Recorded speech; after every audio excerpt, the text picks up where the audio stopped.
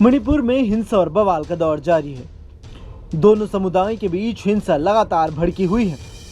बीते 1.5 साल से हिंसा और बवाल की तस्वीरें लगातार जारी है और अभी भी इस हिंसा पर विराम लगने की कोई उम्मीद नजर नहीं आ रही है। मणिपुर में छिड़े हिंसा और बवाल में अब तक 237 लोगों की मौत हो चुकी है, जबकि 1500 से ज्यादा लोग घायल हो चुके हैं। मणिपुर में हाल में लापता हुए 6 में से 3 लोगों के शव नदी के पास से बरामद होने के बाद राज्य में एक बार फिर से हिंसा भड़क गई है, जिसके बाद स्थानीय लोगों ने 3 मंत्री 6 विधायकों के आवास पर भी हमले कर दिए। मणिपुर एक बार फिर से बुरी तरह से जल रहा है। उग्रवादियों का तांडव जारी है। ऐसे में अब तनाव बढ़ता जा रहा है। मणिपुर के जिरेबाम जिले में तनाव के बीच संदिग्ध कुकी उग्रवादियों ने 3 महिलाओं और 3 बच्चों को बंधक बना लिया था। उसके कुछ दिन के बाद 3 महिलाओं के शव बरामद किए गए, जिसके बाद अब हालात और भी ज्यादा बिगड़ गए हैं।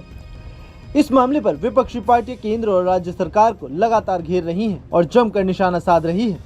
मणिपुर हिंसा, बवाल और आगजनी के बीच कांग्रेस के राष्ट्रीय अध्यक्ष मल्लिकार्जुन खड़गे ने मणिपुर में हो रही हिंसा को लेकर केंद्र सरकार पर निशाना साधा है। उन्होंने कहा कि ना मणिपुर एक है, ना मणिपुर सेफ है। पीएम मोदी पर निशाना साधते हुए उन्होंने सोशल मीडिया पर लिखा, आपकी डबल इंजन की सरकार में ना तो मणिपुर एक है, ना ही मणिपुर सुरक्षित है।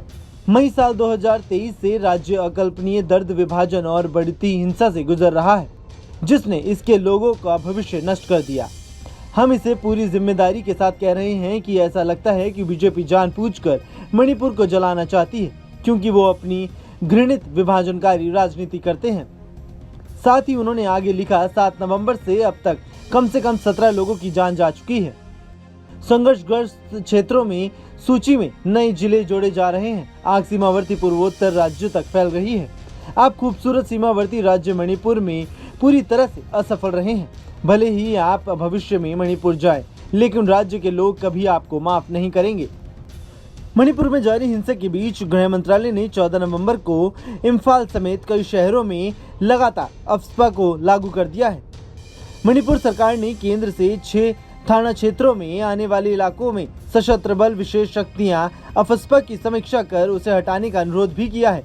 वहीं सुरक्षा बलों के साथ मुठभेड़ में मारे गए लोगों के लिए न्याय की मांग करते हुए चंद्रचूड़पुर में सैकड़ों लोगों ने सड़कों पर प्रदर्शन किया।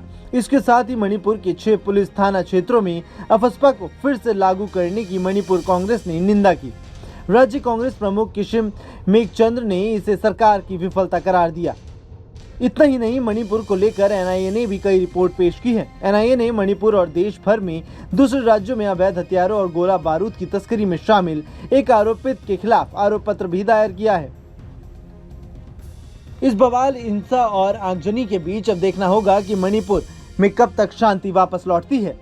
इसके साथ ही केंद्र सरकार मणिपुर को लेकर क्या कुछ नया निर्णय लेती है।